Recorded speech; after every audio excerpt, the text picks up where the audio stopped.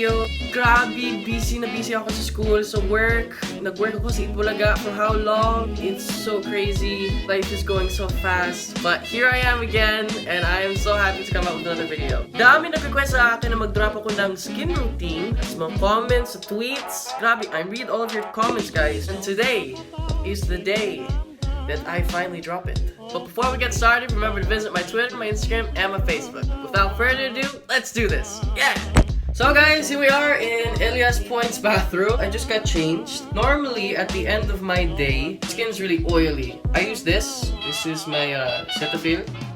And it works pretty good, I think. I don't really use harsh soaps. Normal soap I use on my body, but on my face, Cetaphil talaga. Ayoko ng yung mga medyo harsh. So ngayon, let me wash.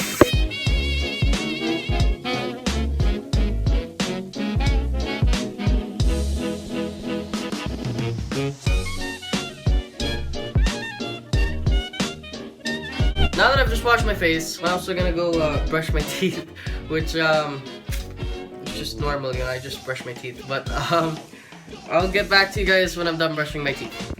Okay, so just finished brushing my teeth, and medyo mabasa yung yung mukha ko ngayon. Oh my gosh, daming pimples. Diba? Hindi ako perfect Dami kong pimples, tapos eye bags. Oh, eye bags ko. Dami kong pimples. Hindi ako nagamit ng towel dahil parang if I use my towel, grabing reaction sa sa mukha ko. I don't like that. In order to dry my face without getting it all, you know, mga bacteria niya, I don't like putting it on my face. I use this. It's a fan. Yun lang. I just use a fan. Air dry lang ako. So, here we go.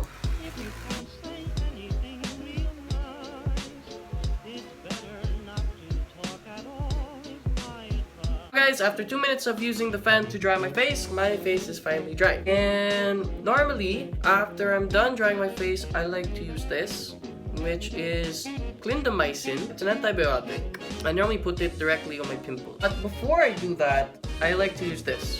It's Epiduo.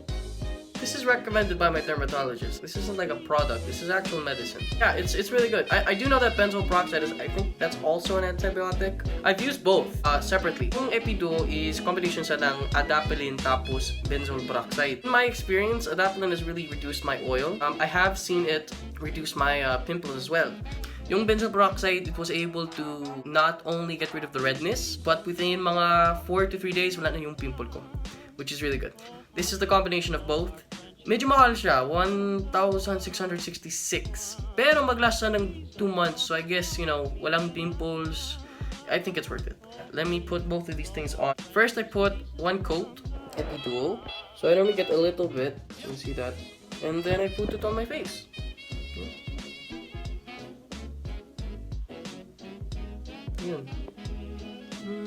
Just rub it in. In the past, though I ran out, I would have a Clindamycin toner. I tried it for, I think, maybe 3 months, and it has really good results. I use this because it's a little bit cheaper, and I think it works too. Ayun. Yeah. Hey guys, that's the rest of my skin routine. Napakasimpleng talaga yung routine ko. But if you try to keep your skin clean, and you avoid oil, and you always wash it, I wash my face once in the morning and once in the night. If you do that every day, then you'll have less pimples. I can't guarantee that your pimples will disappear. As you can see here, I have a little bit of reaction. But I think that's just because I've been working out a little bit. I've been stressed with, you know, studies and stuff. So that's why madami kong pimples ngayon. So yun lang. That's my whole skin routine. Cetaphil, hair dry, no towels of course, and Epiduo and Clindamycin. Yun lang. That's my skin routine. Remember guys, if you really like this video, please drop a like, leave a comment down below. I'd love to see them, and subscribe. Also, remember to visit my Twitter, my Instagram, and my Facebook. Send a comment down below, send me a message. I'd love to see it. So that's it guys. Thanks for watching. I love you all. I'll see you guys in the next one. Hopefully I'll have more videos soon. Bye guys. In my eyes,